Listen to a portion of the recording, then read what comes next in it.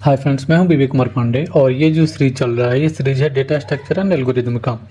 तो ये पूरा सीरीज हम लोग बिल्कुल बिगनर से बना रहे हैं, हर छोटी चीज़ों को हम लोग कवर कर रहे हैं इसमें। तो इस वीडियो में हम लोग बात करेंगे कि डेटा टाइप्स में कितने टाइप्स होते हैं। डेटा टाइप ऑलरेडी हम लोग समझ चुके हैं, इसके पहले जो वीडियो था उसमें हम लोग समझ चुके हैं कि डेटा टाइप क्या है और कौन कौन सा डेटा टाइप है। ठीक है, इस वीडियो में हम लोग समझते हैं कि डेटा टाइप्स के कितने टाइप्स होते हैं। तो आप मेरे स्क्रीन पे यहाँ पे देख रहे हैं कि इसके दो टाइप होते हैं।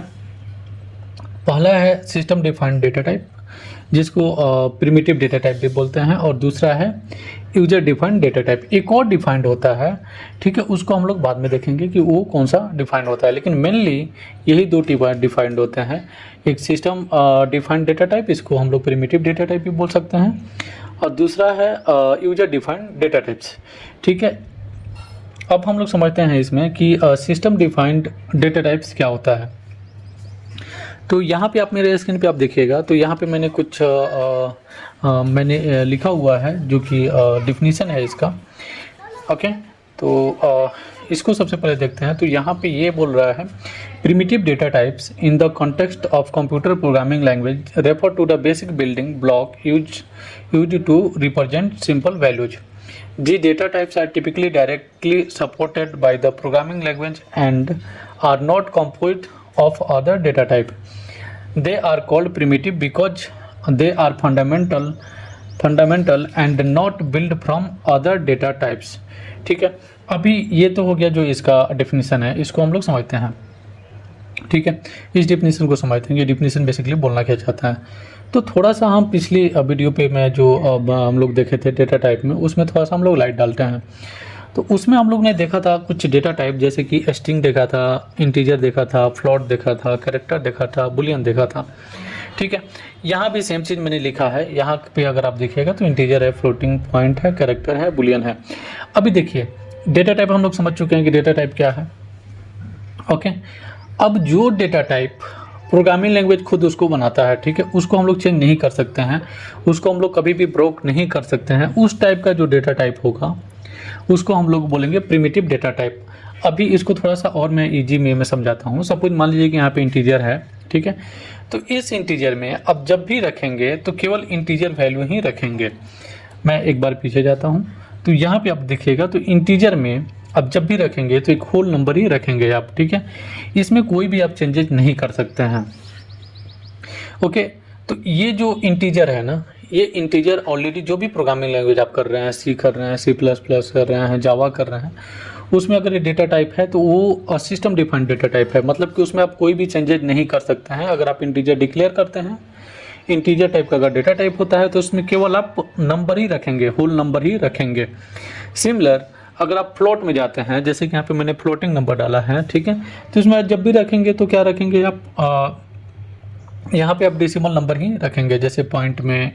ठीक है, जो भी अभी उसमें इंटीजर आपने रख दिया है और इंटीजर के बाद बाय डिफ़ॉल्ट 0.00 लगा रहता है। ठीक है, तो इंटीजर भी क्या है, एक फ्लोटिंग नंबर है। ठीक है, लेकिन इंटीजर में आप फ्लोटिंग नंबर नहीं रख सकते हैं, फ्लोटिंग में आप इंटीजर नंबर रख सकते हैं। लेकिन बेसिकली कहने का मतलब यही है कि यहाँ पे आप स्ट्रिंग टाइप का कुछ भी वैल्यू नहीं रख सकते हैं फ्लोटिंग में भी।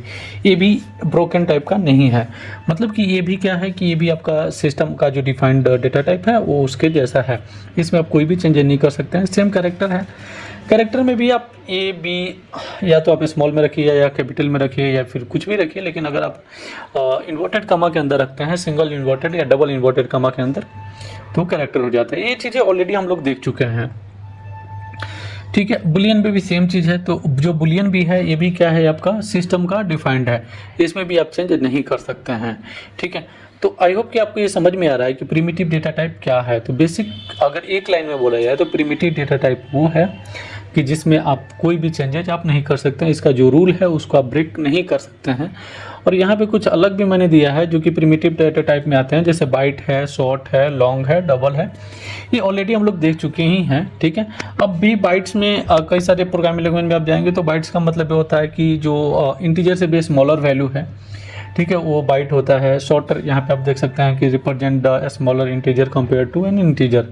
ठीक है, ये स्मॉलर रेंज जो है उसको ये कंपेयर करता है, रिप्रेजेंट करता है। अगर आप लॉन्ग में जाते हैं तो इंटीजर का जो वैल्यू है उससे ये थोड़ा सा ज़्यादा रेंज में इसको सपोर्ट करता है। डबल में क्या है कि डबल में आप फ्लोटिंग नंबर रख सकते हैं, इंटीजर रख सकते हैं, इस टाइप का जो नंबर्स है उसको आप रख सकते हैं। तो बेसिकली मतलब यही है कि जो भी डेटा टाइप है वो अगर इस टाइप का कोई भी होता है, जैसे इंटीजर है, ठीक है, स्ट्रिंग है, फ्लोट है, कैरेक्टर है, बुलियन है, ये सारे क्या हैं, ये सारे आपका हो गए हैं सिस्टम डिफाइंड डेटा टाइप। मतलब कि या आप प्रिमिटिव डेटा टाइप बोल सकते हैं, कि जो नाम से पता चल रहा है ना कि सिस्टम डिफाइंड, मतलब सिस्टम ही इसको डिफाइन किया है, आप इसमें कुछ भी डिफाइन नहीं किए हुए हैं। ठीक है, तो आई बिलीव कि आपको समझ में आया कि सिस्टम डिफाइंड डेटा टाइप क्या है। ठीक है, अभी हम लोग समझते हैं कि यूजर डिफाइंड डेटा टाइप। ठीक है, इससे आपको एक चीज़ तो क्लियर हो रहा है कि सिस्टम डिफाइंड डेटा टाइप मतलब कि वो अच्छा मतलब जिसमें कि सिस्टम अपना डेटा टाइप डिफाइन किया है उसको आप कभी भी ब्रेक नहीं कर सकते हैं। ठीक है, उसने एक रूल सेट कर दिया कि इस इंटीजर में आप रखोगे, अगर आप इंटीजर टाइप का डेटा टाइप रखोगे तो केवल इंटीजर ही वैल्यू रखोगे। अगर आप स्ट्रिंग रखते हो तो केवल आप स्ट्रिंग टाइप का ही डेटा रख सकते हो, वहाँ पे फिर आप इंटीजर स्टोर नहीं कर सकते हो। लेकिन जब हम लोग प्रोग्रामिंग करते हैं, जब भी हम लोग कोई कोड राइट करते हैं तो वहाँ पे हम लोग को कई बार नहीं बल्कि बहुत बार ऐसा हम लोग को ज़रूरत पड़ता है कि हम लोग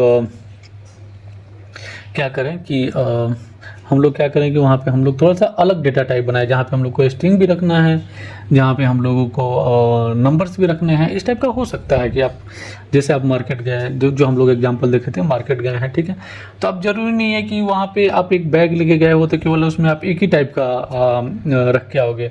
हो सकता है कि आप ग्रीन वेजिटेबल ले रहे हो, उसके साथ हो सकता है कि आप रेड वेजिटेबल भी ले सकते हो।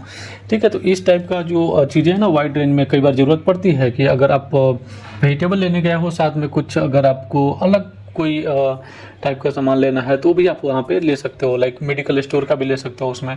ठीक है, तो अलग अलग चीज़ों का ज़रूरत पड़ता है, राइट। तो उसके लिए हम लोग यूज करते हैं यूजर डिफाइंड डेटा टाइप। अच्छा, प्रिमिटिव डेटा टाइप में लास्ट में यहाँ पे एक और चीज़ मैंने दिया हुआ है, these primitive data types are the foundation upon which more complex data structure and the operations built in the programming language. They are the essential for the performing basic calculation, storing simple values and the controlling program flow. Okay. तो जैसा कि हम लोग अभी तक देखे हैं, तो आपको तो इतना पता चल गया कि भाई डेटा टाइप कितनी ज़्यादा इंपॉर्टेंट है किसी भी प्रोग्रामिंग लैंग्वेज में। विदाउट डेटा टाइप आप नहीं कर सकते हो। तो बेसिकली वही है कि यहाँ पे जो मैसेज लिया हुआ है कि बेसिक परफॉर्मेंस कैलकुलेशन के लिए बहुत ज़्यादा ज़रूरी है कि आप नंबर स्टोर करो, आप स्ट्रिंग स्टोर करो, आप फ्लोट वैल्यू का स्टोर करो। ठीक है, तो ये बहुत ज़्यादा ज़रूरी है। ठीक है, अभी हम लोग समझते हैं कि यूजर डिफाइंड डेटा टाइप क्या होता है। तो यहाँ पे मैंने डिफिनीशन दिया हुआ है, if the system defined data type are not enough. Okay, यहाँ पे पहले लाइन में ही आपको क्लियर हो रहा है, if the system defined data types are not enough then most programming languages allow to user to define their own data type. अभी क्या है कि जब प्रोग्रामिंग लैंग्वेज आप कर रहे हैं, किसी भी प्रोग्राम को आप राइट कर रहे हैं, तो उसको पता नहीं कि आप कौन सा डेटा टाइप का आपको ज़रूरत पड़ने वाला है। ठीक है, तो उसने क्या किया कि बेसिक जो चीज़ें हैं उसको दे दिया कि भाई ले लो, ये इंटीजर ले लो, इसमें आप नंबर का काम कर लेना, ये आप फ्लोट ले लो, डबल ले लो, तो ये सब कर लो। ठीक है, लेकिन क्या होता है कि बहुत बार की ज़रूरत पड़ेगा कि नहीं, मुझे तो थोड़ा सा अलग सा डेटा टाइप रखना है। जैसे कि मैंने आपको एग्जाम्पल में बताया कि आप मार्केट जा रहे हो तो वहाँ पर डिफरेंट टाइप का चीज़ों को एक ही बैग में आपको रखने का कई बार ज़रूरत पड़ जाएगा। ऐसा नहीं है कि आप मेडिकल के लिए अलग बैग लेके जाओगे और वेजिटेबल्स के लिए आप अलग पैकेट लेके जाओगे। अगर आप नॉन वेजिटेरियन हो, अगर उसका कोई स्टफ़ लेना है तो आप उसके लिए अलग लेके जाओगे। हो सकता है आप ले जा सकते हो, लेकिन ये भी हो सकता है कि कई बार आप एक ही चीज़ में लेके जा सकते हो, राइट। तो उस टाइप के लिए आपको एक ही बैग में आपका काम हो जाएगा, राइट। लेकिन अगर वैसा काम करना है प्रोग्रामिंग लैंग्वेज में तो आपको एक अलग से आप डिफाइन कर सकते हो। ठीक है, आगे बढ़ते हैं डिफिनीशन में, और यहाँ पे दे रहा है defined data type. Good example of the user defined data types are structure in C++ and Java in classes in Java. ठीक है, अगर आप देखिए, अगर आप C या C++ पढ़े हुए हैं, ठीक है, तो आपको पता है कि ये क्या है, स्ट्रक्चर क्या है, यूनियन क्या है, टाइप डिफिनीशन से क्या है, इनोवेशन क्या है, और एम्प्टी डेटा टाइप क्या है। अगर नहीं है तो आने वाले वीडियोज में हम लोग इसको देखेंगे कि स्ट्रक्चर्स क्या है। अभी थोड़ा सा इसका एक एग्जांपल के साथ हम लोग समझते हैं कि जैसे मैंने यहाँ पे दिया है यूजर डिफाइंड डेटा टाइप, ठीक है। तो इसको समझते हैं। अभी यूजर डिफाइंड डेटा टाइप का मतलब ये है कि सपोज मान लीजिए कि आपको, जैसे मैंने बोला कि एग्जांपल में आपने एक वैल्यू रखा है x एंड y, ठीक है। दो टाइप का वैल्यू है और x में आप किसी अलग टाइप का डेटा रखना चाहते हो और y में आप एक अलग टाइप का डेटा रखना चाहते हो। तो यहाँ पे आप मेरे स्क्रीन पे देख रहे हैं कि एक मैंने स्ट्रक्चर बनाया और इस जो डेटा टाइप है उसको मैंने बना दिया पॉइंट। डेटा टाइप का नाम मैंने दे दिया पॉइंट और इसमें दो टाइप का मैं वैल्यू रखूँगा, एक तो इंटीजर x में रख लेता हूँ और एक इंटीजर में y रख लेता हूँ और दोनों में मैं अलग अलग टाइप का डेटा रख दूँगा। अभी हो सकता है कि x जो है वो आपका क्लास A का है और y जो है वो क्लास B का है और दोनों टाइप का डेटा को आप एक डेटा टाइप से रिप्रेजेंट कर रहे हो, ठीक है। तो यहाँ पे देखिए, आप जब भी पॉइंट को कॉल करेंगे तो यहाँ पे आपको x का वैल्यू मिलेगा और फिर से आपका y का वैल्यू मिलेगा, ठीक है। लेकिन अगर देखिए यहाँ पे बेसिकली क्या है कि आप इंटीजर जो है ना, ये सिस्टम डिफाइंड डेटा टाइप है, लेकिन दो सिस्टम डिफाइंड डेटा टाइप को है तो एक्चुअली ये सेम ही इंटीजर, लेकिन आप इसको दो बार रख रहे हो और दो अलग अलग वेरिएबल में आप इसको स्टोर करो। दोनों को आप लेके एक नया डेटा टाइप आपने बना दिया और उसका नाम रख दिया आपने पॉइंट। तो बेसिकली कहने का मतलब यहाँ पे यही है। तो ये सब चीज़ें जो है ना, छोटी छोटी चीज़ें हैं, इसको आने वाले वीडियो में हम लोग देखेंगे। इस वीडियो में बेसिक हम लोगों को कॉन्सेप्ट हो गया कि भाई डेटा टाइप क्या है, ठीक है, और आपका यहाँ पे प्रिमिटिव डेटा टाइप क्या है और फिर आपका जो यूजर डिफाइंड डेटा टाइप है ये क्या है। तो बेसिक सा अंडरस्टैंडिंग हो गया, जिसके सारे क्या होगा ना कि आगे हम लोग जाएंगे तो आपको यहाँ की कन्फ्यूजन नहीं होगा कि डेटा टाइप तो ठीक है लेकिन प्रिमिटिव डेटा टाइप क्या है और सिस्टम डिफाइंड डेटा टाइप क्या है, ठीक है।